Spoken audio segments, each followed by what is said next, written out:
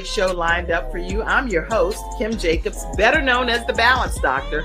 And all of our guests that come on, they're either people that have overcome some tremendous odds in their own lives as they balance this thing called life, or they're experts and they're here to share tips and strategies that will help you better balance and manage your life. Grab your virtual seats and let's get ready for some real relevant and relatable content on today's episode of The Kim Jacobs Show.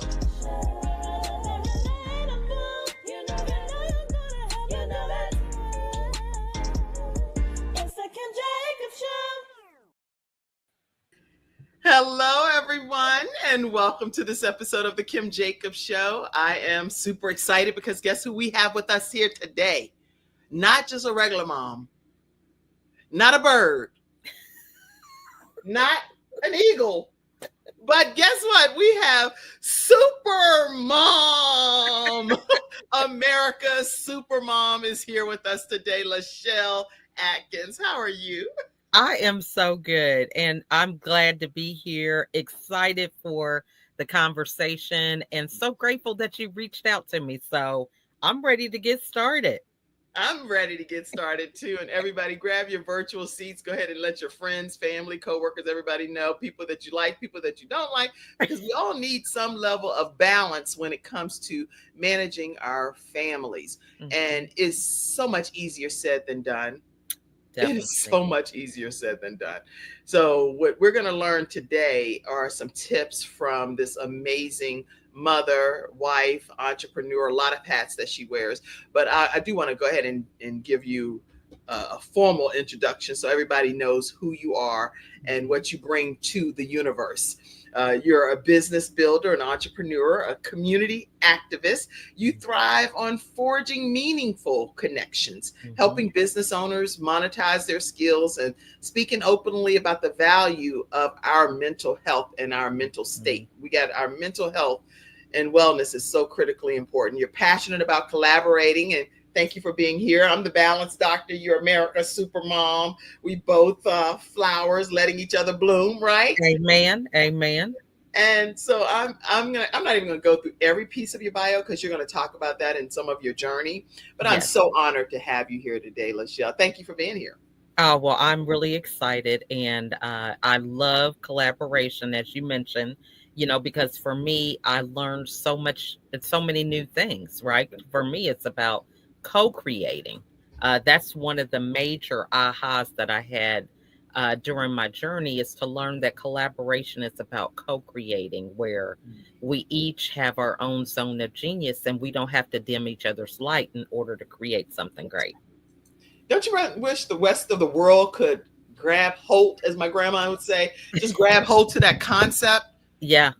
Because life would be so much better if we didn't worry about skin color and gender and all of the things that put people with disabilities or different abilities or whatever it is that makes us our unique individual selves. But really saying, how can we genuinely be a melting pot? How can we come together and just make the world a better place for all of us to exist, you know? So true. Yeah. I mean, that was a hard lesson I learned. You know, we spoke briefly before we went live, and I was an only child. So my mom was very passionate about education. So I was academically successful, a very high performer, but I feel like it led me down a road of building up my ego to where I felt that I had to do it all by myself. I was afraid to share my thoughts and ideas with others, thinking that they were going to steal,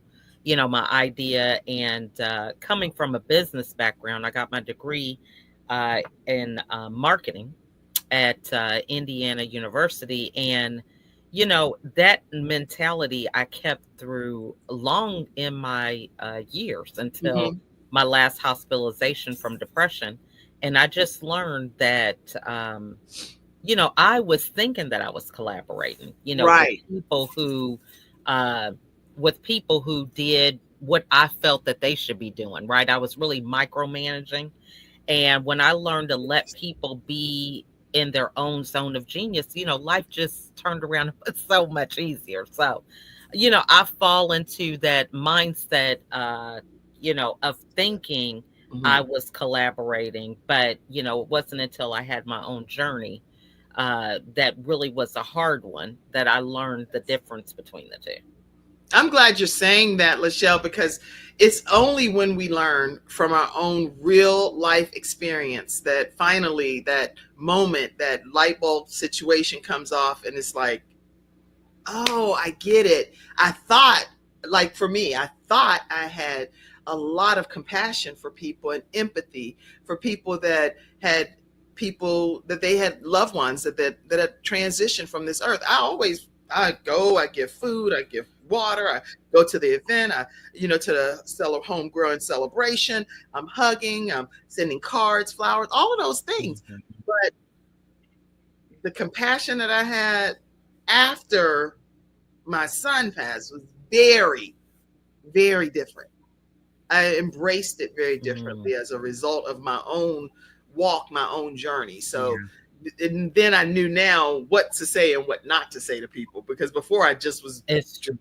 doing the best you knew to do. But as Maya Angelou say, when you know better, that's when you do better, right? Amen. And I'm sorry for your loss, and I really commend you for the inspiration that you provide for other people to be able to share your story in a way that it can help others to grow and to learn.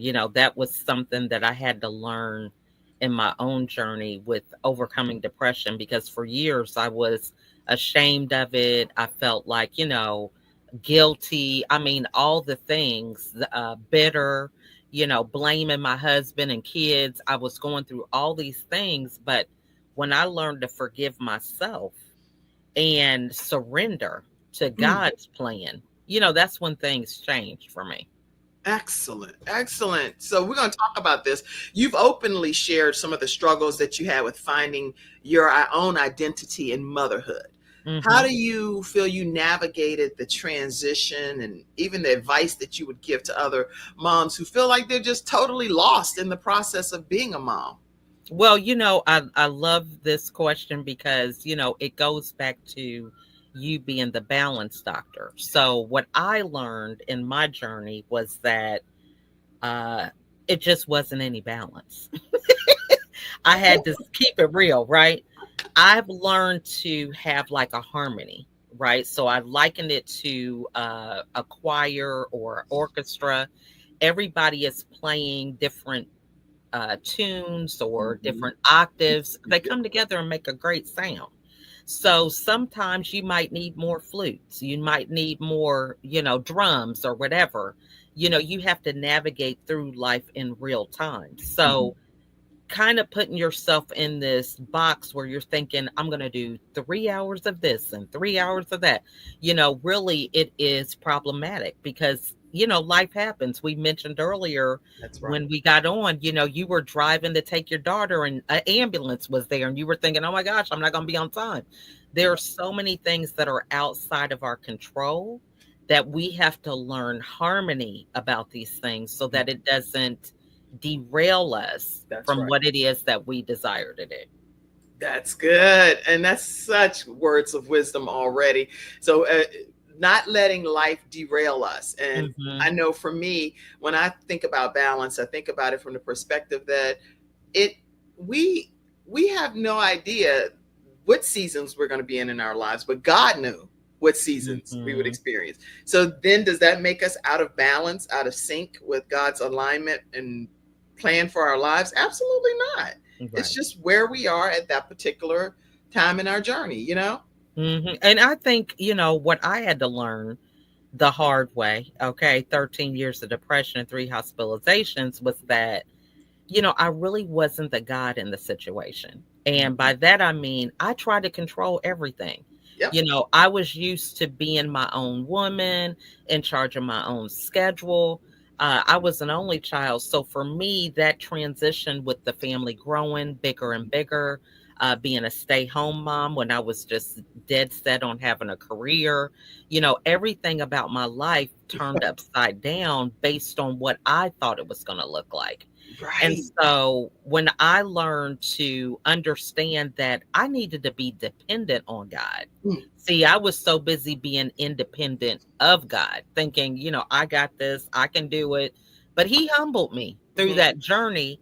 And now that I understand my position, I have less stress and, I just don't worry about things like I used to.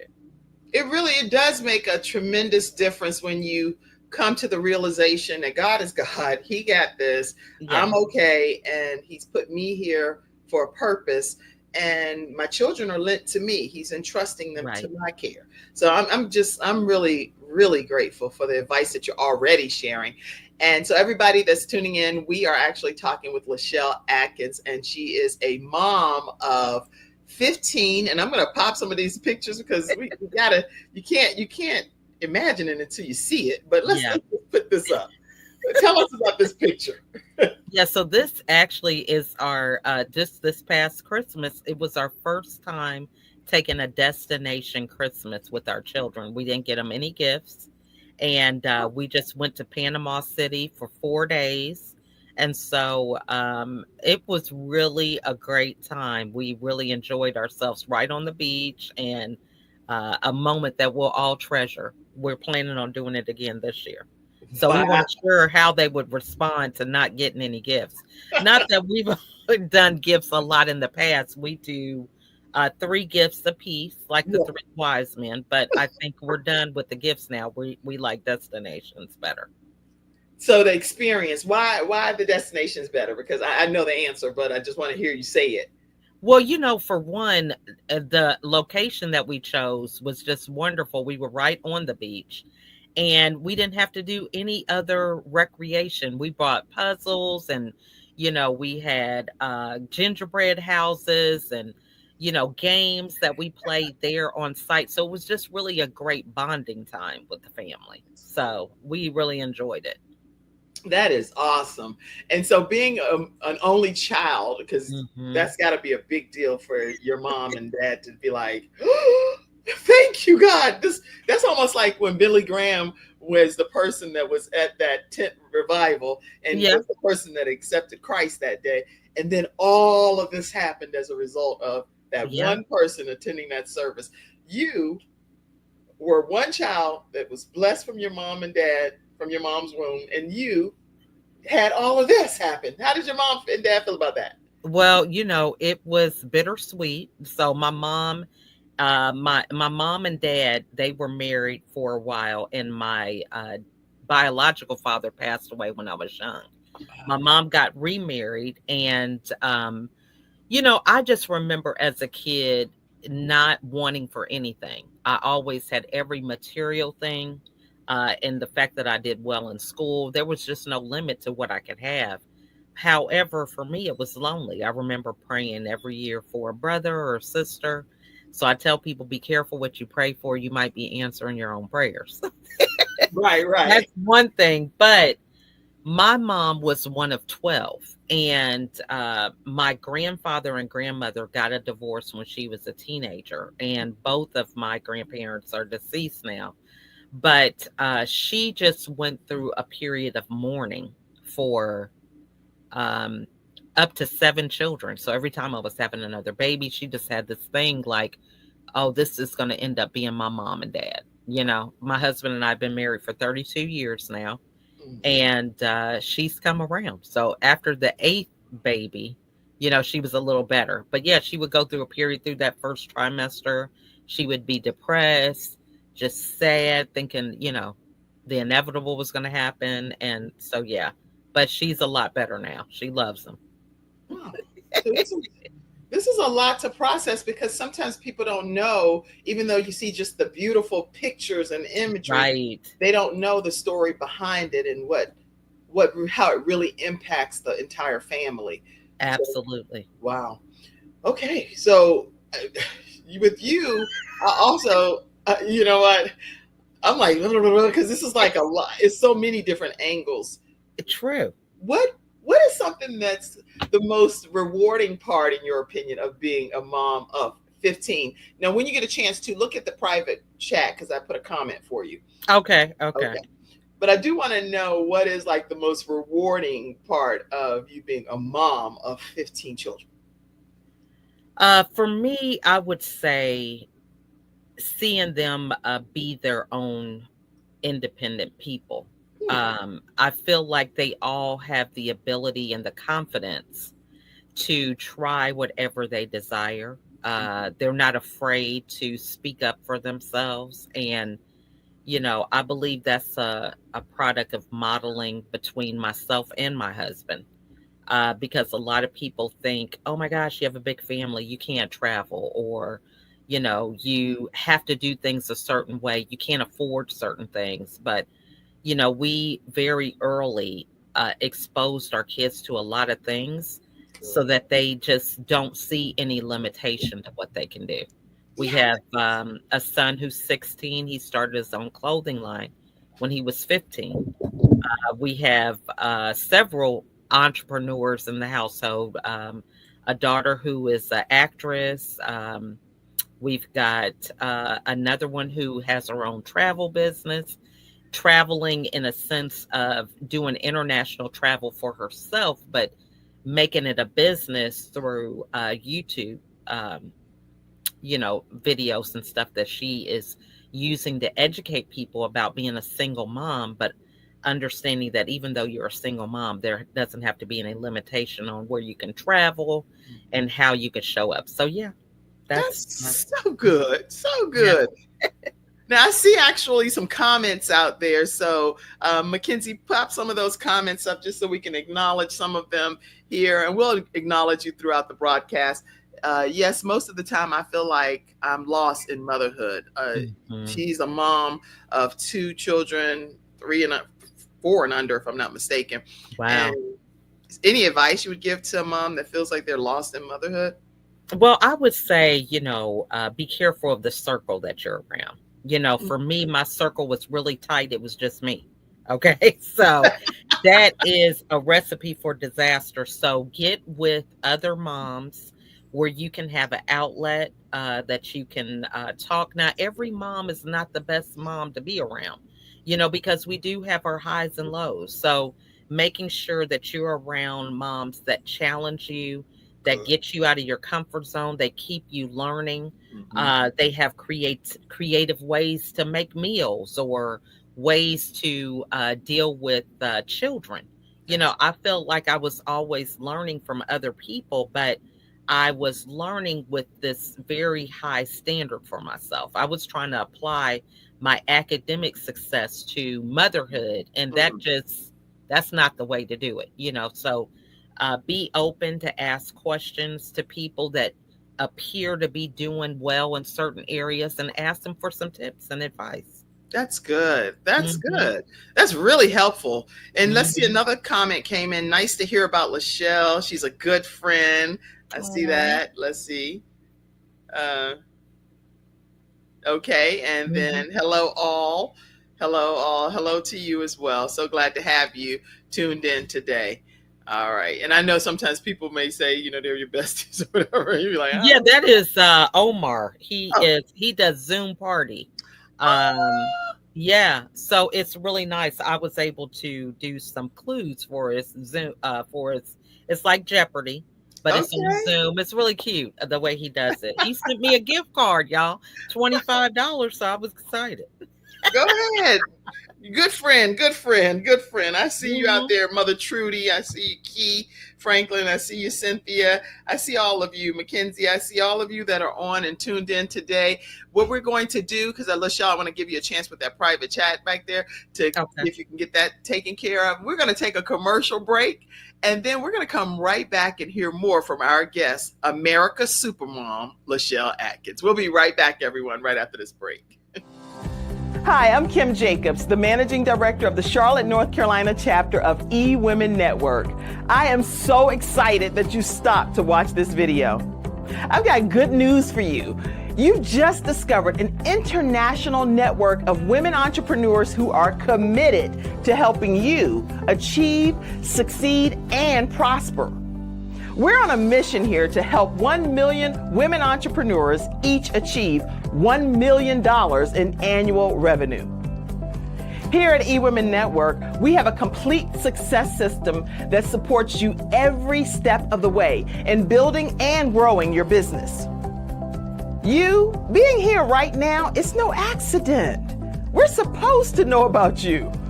We want to meet you to find out how we can help you as well as learn about what you have to offer. With over 500,000 women connected through 118 chapters across the United States, Canada, Australia, and the United Kingdom, you are never alone. If this is resonating with you, please go to ewomennetwork.com/Charlotte. Notice too my contact information. I invite you to reach out to me and to check out our upcoming in-person and online events. I'm really looking forward to introducing you to our special community.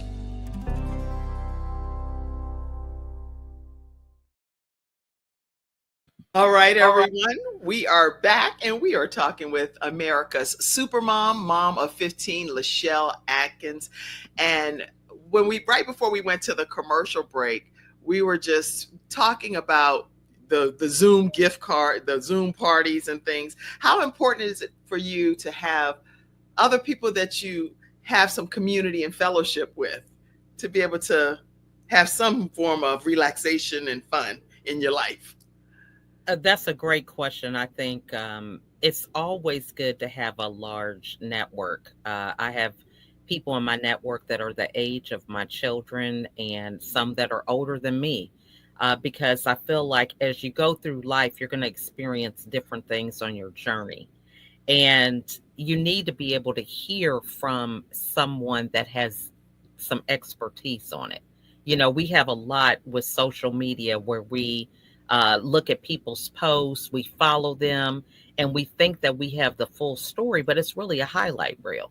So I believe that if you want to get down to the real truth about things, connect with people that have some experience or knowledge. I tell my children all the time, get with the expert.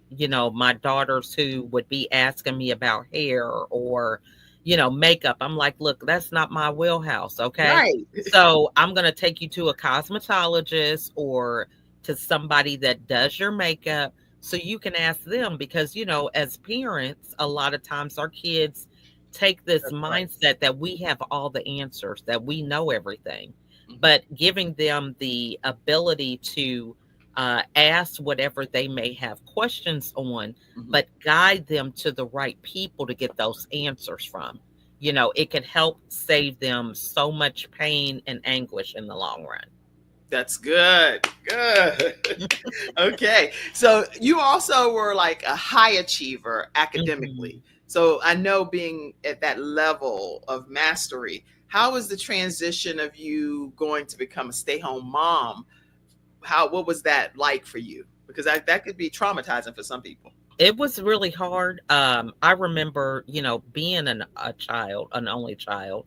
My mom was very career oriented, and she had her own State Farm agency, and she was not able to go on field trips or, be a class mom. And those are the things that I remembered as a kid. So being able to stay home with my children, I really enjoyed doing that. However, the problem was that I didn't really get any feedback from how I was doing. There was no, regular semester report card that came out where I was on honor roll or got some award about something. So it was really hard for me to make that transition for feeling the value of what I was doing. And so I really was a people pleaser. I didn't know how to say no because I wanted to feel important. So I was always doing things for my kids, for other people, to kind of get that feedback. And it just led me down that dark path with depression because I was, seeking that validation outside of myself. and always trying to please other people. So it was a hard transition Right. until my last hospitalization when I learned to know who I was and know my limits and be able to say no and realize that's a complete sentence and it's That okay. is good. That's good that I'm intrigued to know more about the hospitalizations because I've heard you mention it a couple of times throughout our Hmm. conversation. So if I'm not mistaken, you experienced three Yes. hospitalizations, right? And Yes. it led to some type of major change in your life. So what was that turning point like for you that helped you even get to the Fresh Start program that you ultimately Yeah. I did? think, really what happened for me was the idea of knowing that I really just had lost myself during this journey. I was so busy, the people pleasing, seeking validation from other people, feeling like I had to be perfect. So that high achievement that I took with academics, I tried to apply it to my personal life and relationships and the things that I did. And it was really just, one, perfection is impossible to achieve because it's just not possible, That's right. but I was having myself under this standard that Right. everything had to be perfect. And it led me down a path of having a mask on every time. I felt like I couldn't be the real me. I couldn't show any flaws. Mm. Everything had to be covered up and perfect. And Wow. so after that last hospitalization, I had to learn first and foremost to forgive myself Mm. before I could forgive anybody else. And when I forgave myself, it just melted away judgment.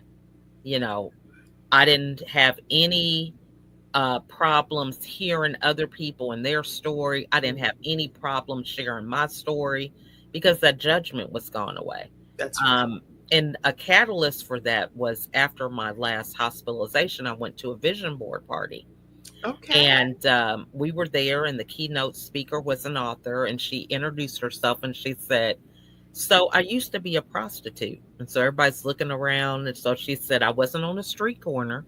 She said, "But I was a single mom and I had to do what I had to do to pay bills." And she said, "I could say that without conviction because I know I'm not that person anymore." And so for me, that was a light bulb because I had attached myself so much to the story of depression Right. that I felt like it was a part of me that I just, I couldn't let go and everybody knew it or whatever. And just that moment to realize I'm not that person anymore, it was so liberating. And I learned to take the lessons that I learned from that journey so that I could stop repeating the cycle. Because, like I said, I was hospitalized 3 times. And I talk about it now openly because depression for me didn't look like what I thought it was. I Okay. thought depression was somebody who stays in the bed, doesn't get up, doesn't Mhm. have any motivation. So the fact that I was doing a lot of things with our children, my husband was the only breadwinner and just constantly on the go, it Mhm. wasn't even on my radar that I was going through depression. So that's why I say, it's not a one size fits all. It looks different for different people. And I speak openly about that so that they can begin to see the signs in their own life around how it's showing up. So it's no cookie cutter approach per se because there's such a mental a stigma associated with Mhm. anything pertaining to mental health that is like people, especially among high achieving women Mhm. like ourselves. And so people need to be able to break free of that stigma. What advice would you give some of the people that are tuning in today to say it doesn't matter what it looks like you said, you were doing activities with your children, you were doing Mhm. everything that looked from a society perspective like you were doing the right thing, but you knew you were depressed. Yeah, I would say your own inner voice Okay. is important, and really being able to. I have a acronym that I created during the pandemic because, everyone talked about the kids and they're going to be socially um, bankrupt or whatever the different terms were about them being in their homes as opposed to being socialized together with other children. And for me, it was like, okay, we see it's going to be a problem, but nobody's doing anything about it. So Right. I came up with an acronym, SMILE. And one, it's just going to physically improve your mood to smile, but it's an acronym that talks about five pillars that are important to maintain good mental health in spite of anything that you may be challenged with. And it stands for sleep, mood, inner voice, laughter, and energy. Okay, so some everybody, we're gonna type this. So take a moment and we're gonna go and break the SMILE acronym down. S stands for what? Sleep. Sleep. Somebody type it. Okay. M stands for what? Mood. Mood. Okay. I stands for Inner voice. inner voice. Y'all, we in class today, y'all. Okay. Okay. L stands for Laughter. laughter, which you are a beautiful spirit over there. I just love the joy that permeates through you, being a mom of 15, a wife. You got all kind of responsibility. Okay. And E stands for Energy. energy. All right. And so this is an acronym, SMILE, and it's presented by Lachelle.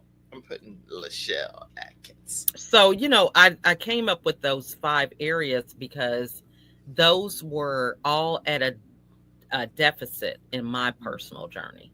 They were repeatedly, for years. I remember getting like 3 to 4 hours of sleep. I'm nursing my kids. At some points, I was homeschooling. I mean, Wow. I just was sleep deprived. And, that alone, if you look that up, you could be half crazy. Okay. That's right. Um, and then my mood was, I could always put on a happy face with Yeah. people outside our home. But at home, it's like, I just had so much pressure on myself. I was the serious parent. My husband got to be the fun one, Right. because I just felt like, I had all these tasks that needed to be done and I Mhm. just didn't have time to play games. Right. And then people would compliment me. My kids would be doing well in school. We get them there on time on a regular basis. They Right. couldn't believe how many kids we had. But even though they were giving me compliments, my own inner voice was louder than theirs. Oh, they Interesting. probably wouldn't say that if they knew you had dishes in the sink, or, their kids left without their bed made up. You know what I mean? Right. So my voice was stronger in my own personal um, life rather than the people that were complimenting me. So laughter was kind of like off the table, wasn't That's really. interesting. And then my energy, I believe that I was taking time for myself Hmm. at the end of the day when my kids were in bed, but a lot of times I'd fall asleep in a chair with my clothes on, or I get a crook in my neck because I just wasn't in a routine to Right. where I was maintaining good, healthy energy. So, yeah. That's interesting. Everything you described, I'm a mom of five, and that's happened to me. And I thought, is this just me, or at this point I've done so much? I'm tired. I've Right. already worked like a full 8-hour work day, and it's not even 8 o'clock a.m. So that's what I feel over the years with my children growing up. I cannot imagine 15 of them. And Yeah. I'll be like, somebody do have to check me in somewhere because this is too much, you know? Yeah. Well, and I believe, energy is the first thing to reframe. Mhm. So instead of giving yourself the leftovers, if Right, you even have any leftovers, right? right. I flip that to giving the best to myself at the first part of the day. Hmm, okay. So if I had to get up early, 2 hours early, it started off where it was like an hour, but Hmm. my piece is in starting my day Hmm. strong, from making up my bed to having my own cup of hot tea to relaxing, reading, whatever. And so then I'm coming from a place of abundance and happiness and joy when I greet my kids. Mm. There are so many moms. I'm tagging moms over here. I'm doing the most over here. This is because it's so many people that need to hear this feedback that you're giving today. And I see you, Lady Justine Hilliard. You said sleep, mood, and you recapped the Hmm. SMILE acronym. Thank you so much. And Mackenzie said, "Whoa, girl, I didn't put these glasses. I stay up way too late watching my show. That's Right. my time." It's true. Yeah. And Yeah. your kids are in bed getting all their rest. You wake up and feel like, oh my gosh, I just didn't get a reset, Hmm. right? And it just turns into one day after the other where you feel like Yes. you're always trying to play catch up. Mhm. I mean, yeah, that was my story for years. Now, did you and your husband decide that you wanted to have 15 children? I mean, what was the conversation? This It's has to be a big deal because I've always wanted to know the answer. Yeah. 15 kids.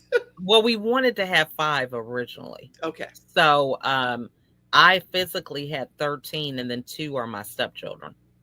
So, when we started off, the children came. We had, once we got to 5, we went through a struggle because I mean, I just felt like I was never, well, I was on birth control once Okay. because I had a miscarriage between my second and third child.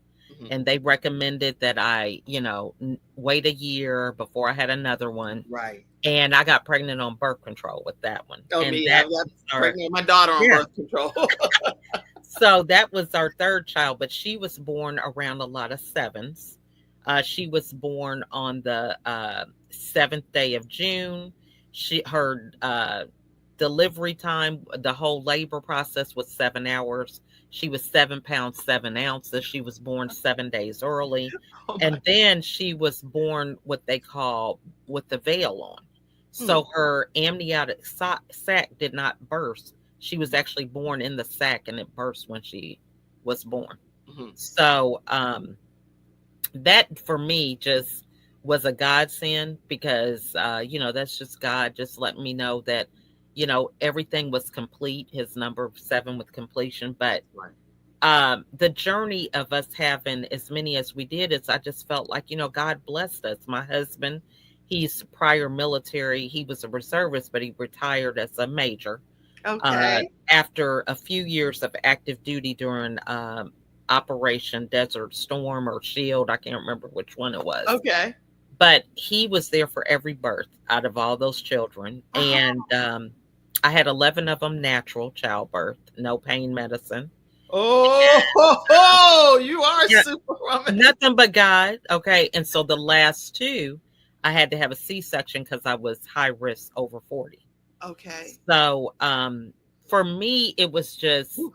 God just blessed with each one. I mean, it was, really just a testimony. And Is that the so, husband or no? yeah, that's Jerome. Jerome. Hey, I don't went on your page over there on your Facebook page. I'm being a sleuth over here. I'm like, Yeah. is that Jerome? Hey, Hmm. Jerome.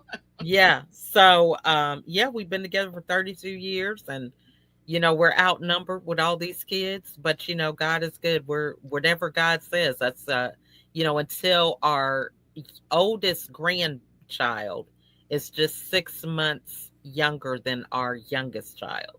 So at Okay. that What are point, the we're ages like, then? that's enough. Tell us the 11, ages. Like 11, 11 11. is your youngest, Yes. and your All the way oldest. up to 35. Woo! And You know they're how you be all, like you banged your yeah, head. You had some V8 moments. Like, it's true. They're all like 18 to 20 months apart. It's 9 girls and 6 boys, and no oh my twins. gosh. Hmm. Now, okay, because I have to go back and understand this. I'm trying to wrap my head around it. You think you're gonna have 5, you end up having 13 that you give physical birth to, Right. 2 that you have that you add as the bonus Yeah. situation, and 1 that was a miscarriage. Yeah. Now, Actually, we had 2 miscarriages, but 2 yeah, miscarriages. we So had one. Yeah. you almost Actually, close to 20 kids, basically. yeah, Almost.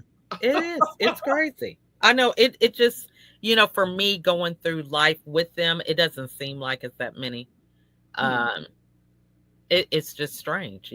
I mean, when I hear people say it, it's like that is a lot of kids. And then when we see them all together, but they each bring so much depth.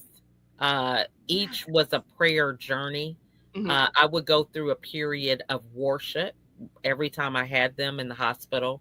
I would take my Bible on, we used to have Walkmans back in the day. Right, So right. I would listen to the scripture. I'd have my Bible. It was just definitely something where I was just in tune with God because There was nobody else that I could lean on during Right. that time. I mean, it was all him. So Good. they bring different things to the table, and they each have their own different personalities.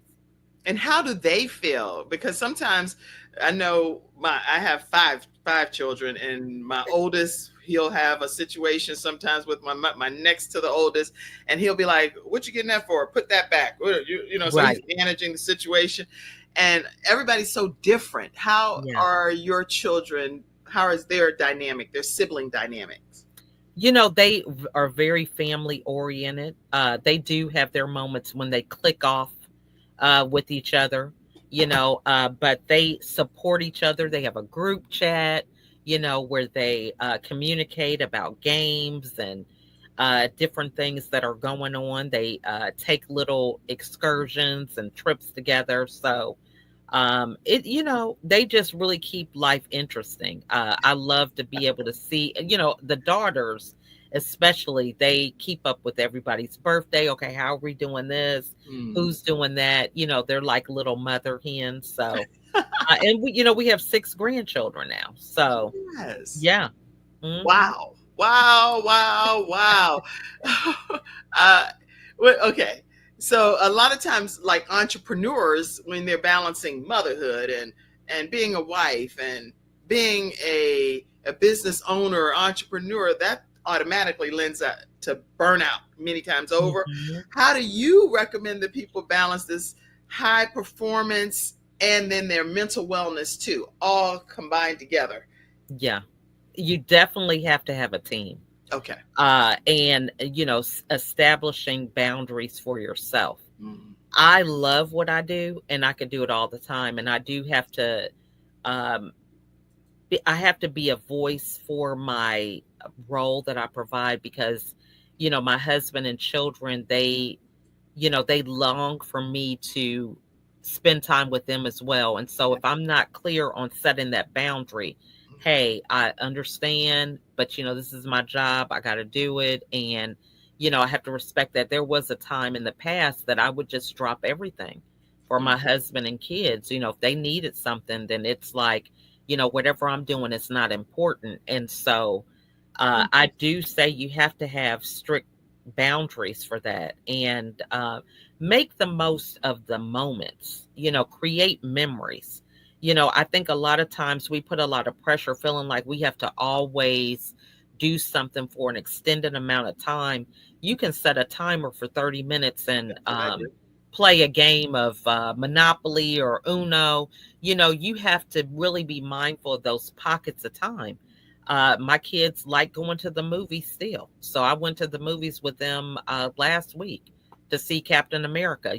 It's just taking those moments and making a memory out of it. That's right. I think we put too much pressure thinking that it has to be the same all the time. And then it's different with each set of kids.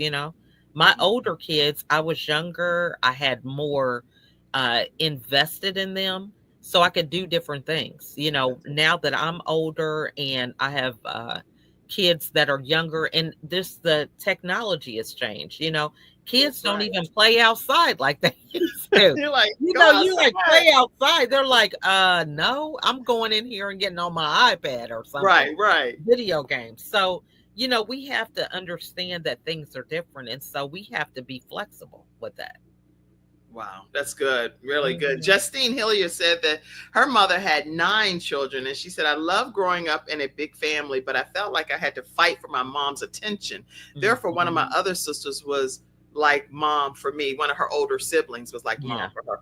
Is that the case with your children as well? Do they feel Well, like they're parenting each other? I believe that that was something that was going on during my depression, because I would be like, hey, with my older children, you have to be the example. And it was very much like a dictator type uh, situation. Whereas now, I make it a point to do things with each of my children on their own, because I think it's important to have a relationship and know what they're capable of. I'm very involved with their education, with school, from PT